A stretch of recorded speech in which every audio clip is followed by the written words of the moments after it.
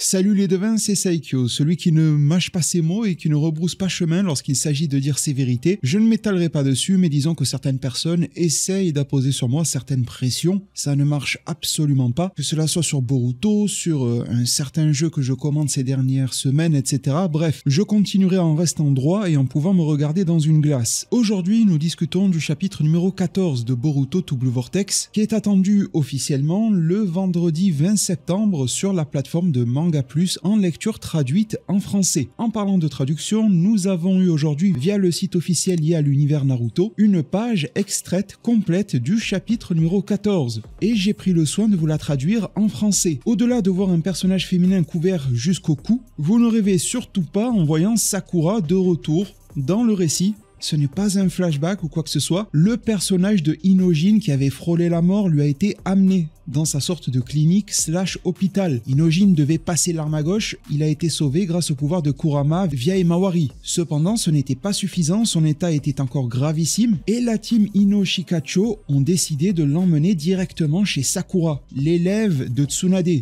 Qui de mieux? Et justement, Sakura fait son office, elle le soigne via ses deux pommes de main et le chakra qu'elle insuffle dans Hyojin. À son chevet, on y remarque Imawari, Chocho, Shikadai, mais aussi la maman de Hyojin, Ino, ce qui m'apparaît comme véritablement cohérent. Et au niveau des dialogues, Sakura trouve la situation incroyable de survivre en ayant eu le torse transpercé, je le rappelle par Jura Shinju. Elle dit qu'Hyojin est complètement guéri désormais, mais tout le monde remarque qu'il est inerte, il ne bouge pas, il y a quand même un problème. On a connu des guéris plus vivaces que ça. Chocho le fait remarquer et demande mais comment va-t-il maintenant? Dans quel état est-il? Shikadai fera remarquer que son collègue ne bouge pas du tout, il ne réagit pas. Sa maman, Ino, demande quand se réveillera-t-il? Avec toute la symbolique que ça emporte, le lien Sakura-Ino, c'est quelque chose de réellement historique dans l'œuvre. Son ami et rival des premières heures lui répondra qu'il semble que le flux de chakra de Hyojin ait été coupé. Mais ça va désormais. En laissant de nouveau le chakra circuler, ça devrait aller. Hyojin devrait reprendre conscience sous peu.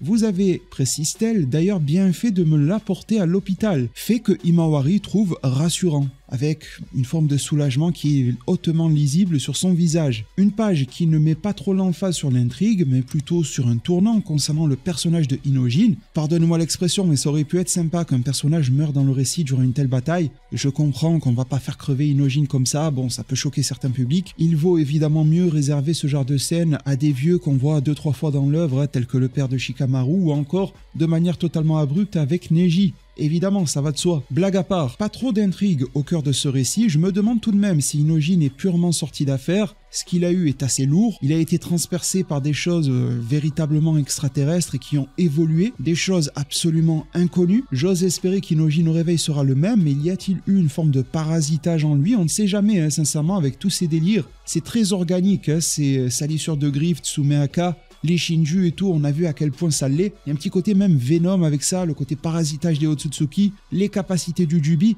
Il y a vraiment beaucoup de choses. En parlant de parasitage, on pourrait penser que Jura ait laissé un petit truc espion à l'intérieur de Hyojin. Beaucoup de choses peuvent se passer, tout comme il pourrait simplement revenir à lui. Ça serait cool que cette scène ne serve pas qu'à avoir éveillé Maori, mais qu'il y ait quelque chose à la suite, des petites ramifications. Je m'attends pas à un truc de fou concernant Hyojin, mais un petit truc serait sympathique dans l'écriture. Le fait qu'il ne reprenne pas conscience alors qu'il est guéri, etc.